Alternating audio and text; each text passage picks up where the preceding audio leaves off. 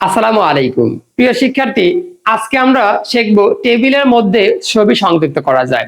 আমরা এই টেবিলের মধ্যে যে ছবি সংযুক্ত করব, যেমন মনে করো এই একটা টেবিল, এই কলেজ লেখার পরে যে একটা টিডি হয় মানে উপাদান হয়, সেই উপাদানের পরিবর্তে আমরা একটা ছবি ব্যবহার করেছি। এরকম তো করাই যায়। তাহলে মনে রাখবা, আগে আমরা শুধুমাত্র ছবি একা একা সংযোগ করছিলাম, এখন এই ছবিটি একটি উপাদান হিসেবে কাজে লাগাবো। তাহলে চলো আমরা কিভাবে করব। তাহলে প্রথমে এই প্রোগ্রামের জন্য কি লিখতা, সেটা সবাই সব সময় বলি এইচটিএমএল লিখবা, তারপরে কি লিখতে হবে বডি লিখবা, তারপরে কি লিখতে হয় আমাদের, যেহেতু টেবিল আছে তাহলে টেবিল বর্ডার লিখি আমরা। তাহলে টেবিল বর্ডার তুমি কত দিবা বলো তো, 1 দিবা, মনে আছে তো? ওকে, এবারে আসি আমরা পরেরটা। তারপরে কি টেবিল বর্ডার লেখার পর আমাদের কি দ্বারা প্রবেশ করতে হয়, টিআর দ্বারা।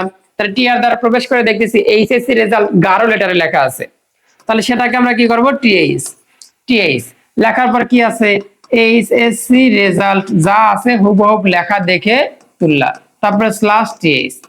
এবং আমরা এখান থেকে প্রবেশ করে এখানে চলে আসলাম। তাহলে আরো কিন্তু একটা লেখা ছিল, সেই লেখাটা কি ভাইয়া, ওটাও টিএইচ 11 লেটারে লেখা। তাহলে ওটা যেভাবে লেখা আছে এভাবে লিখলাম। তাহলে কলেজ লেখা আছে /টিএইচ করে দিলাম। তাহলে এখান থেকে ঢুকে যেহেতু মাস একবার বের হয়ে যাচ্ছি, আর আমরা জানি কি বের হওয়ার ট্যাগের নাম কি, সারি বের হওয়ার ট্যাগের নাম হলো /টিআর। এইটুকু সবাই বুঝতে পেরেছো?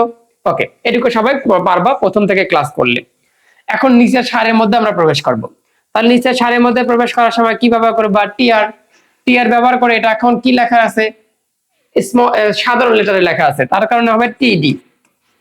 এই টিডিটা জিপে5 তোমার কাছে মনে হইতেছে না? দেখো তো মাঝখানে লেখা আছে না?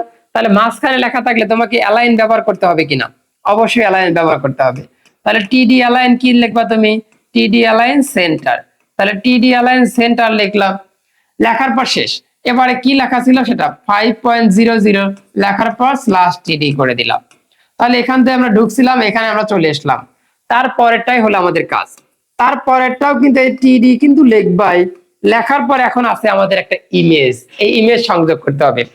তাহলে সুন্দর করে ইমেজ সংযোগের যে ট্যাগটা শিখেছিলাম সেটা লিখবা, ইমেজ SRC সমান চিহ্ন দিয়ে ইনভার্টেড কমা দিয়ে যে ইউআরএলটা, যদি মনে করো তোমার ফোনে মনে করো কলেজ নামে সেভ ছিল, শিখেছি না এগুলো, যে নামে সেভ থাকে সেই নামে লিখতে হবে .jpg, লিখতেই হবে, না হলে কিন্তু হবে না।